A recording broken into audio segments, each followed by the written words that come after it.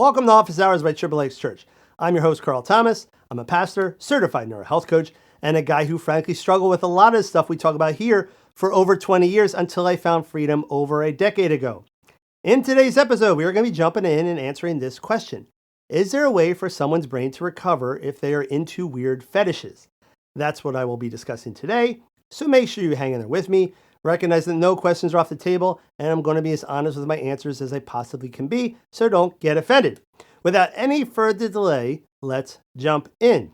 Okay, so this question came in to our office hours page. Is there a way for someone's brain to recover if said person is sexually attracted exclusively to weird fetishes? And no, I don't mean things like bondage, BDSM, or stuff like that. I'm talking weirder, more unnatural stuff like furry, inflation, transformation, centaurs, stuff that you'd find on DeviantArt. I'm talking from experience, of course. I want to return to God and be free from this horrible garbage after being addicted to masturbating to it since I was a teen. All right, so great question.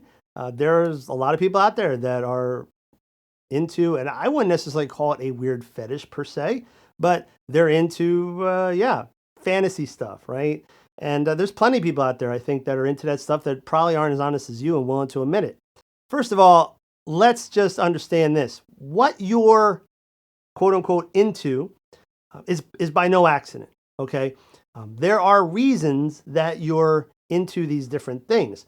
In fact, a great book to read. Now, I don't think he talks about this subject specifically, but Jay Stringer's Unwanted. It's a great book. I'll leave the link below. That's really a lot of what his book talks about, is the fact that what you fantasize about, the things that you're kind of turned on by, they are a roadmap in terms of dealing with it. They'll lead you back to the roots of your unwanted sexual behavior. It's crazy. I mean, the book blew my mind in some stuff, but if you're, let's just say, into Asian porn, okay, there's, believe it or not, a reason most likely that you're into Asian porn. And it's not just, well, I just like Asians, okay? It's not like that.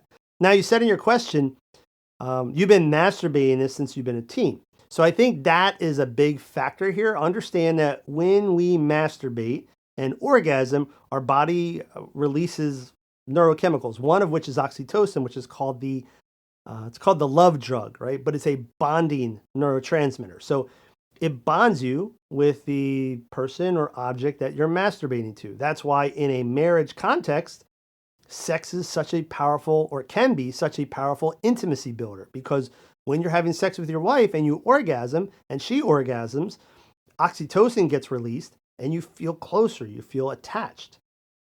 It's great stuff in a marriage. But when you're masturbating to fantasy art or some of these other things when you were younger, your brain, yes, bonded to that stuff.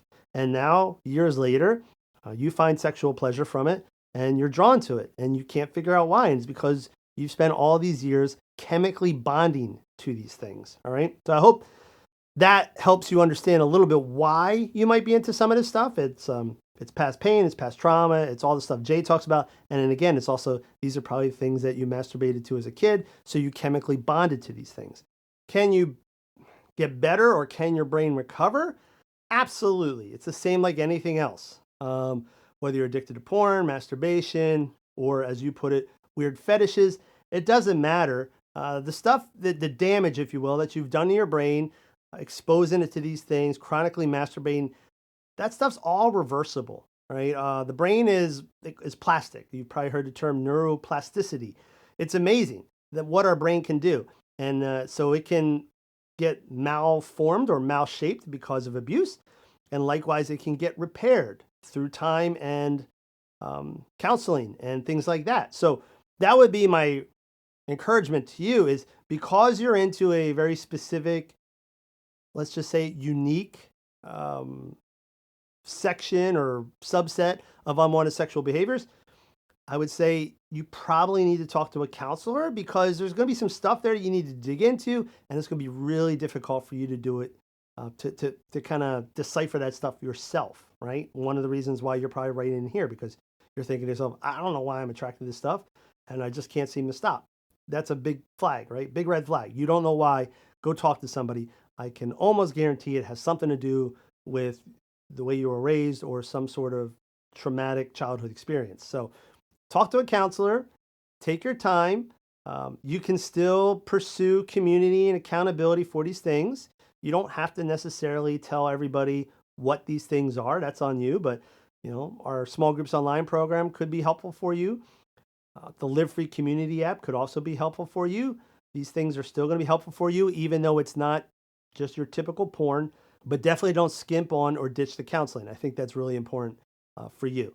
And yes, your brain can heal. So hope that helps. If you have a question for me and you want to have me answer it, go to triplexchurch.com/office-hours, submit your question there, and I will get to it in the coming weeks. That's about it. Have a great weekend.